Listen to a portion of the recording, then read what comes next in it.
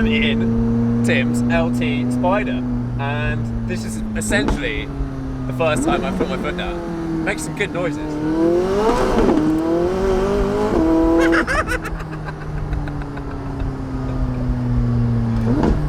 So grip seems to be a little bit of an issue. We're on the Trophy R's in this car, which need a bit of warming up, and obviously it's got a lot of power.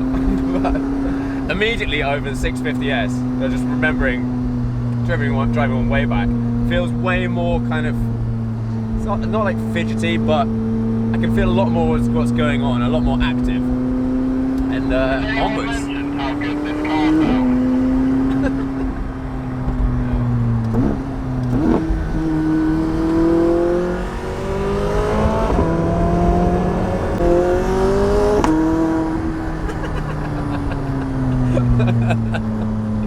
The noises from the exhausts is pretty great. The gear shift up change. I'm glad we've got some windy roads.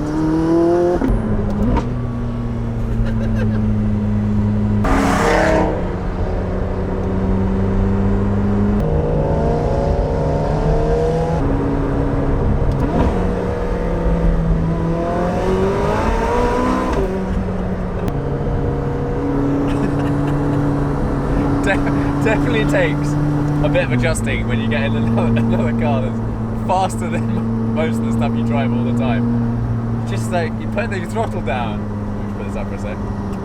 Put the throttle down and you're like, I'm going quite fast, and then you realise you haven't got the throttle down that much at all.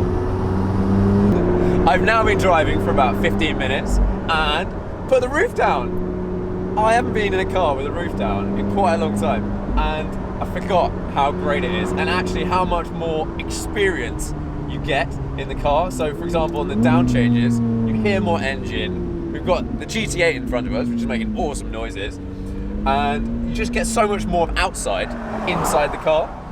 That also is the same in the city, where you feel like the pedestrians are sitting in the car with you. But out here on country roads, oh, it's great. I really want to drive for it. I think I really want to drive quite fast, but that's not really allowed. But got a little bit quick. Those gear shift noises are ridiculous. This car makes you want to drive quickly. It grabs you and says, let's have some fun. Let's have some fun. Massive advantage, I think, of any modern Spider is the ability to put the rear window down when the top's up, because it just lets in all the good noises without any wind noise and all that kind of stuff. And I think in a car like this, I 100%, if I could, would go for the Spider, because they look very similar and you just get so much more with little things like that. This just adds to the experience. Oh!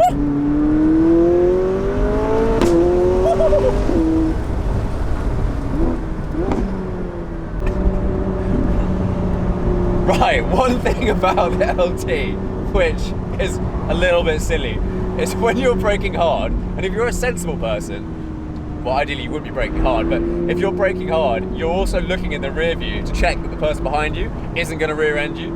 And when I'll cut to a clip, when you brake hard in the LT, the massive wing pops up and completely obscures your rear view mirror. So you have to learn to look out the side views. But I can imagine some people have got that very wrong before. Side of your car. Just finished up drive in the LT Spider. What a car! It's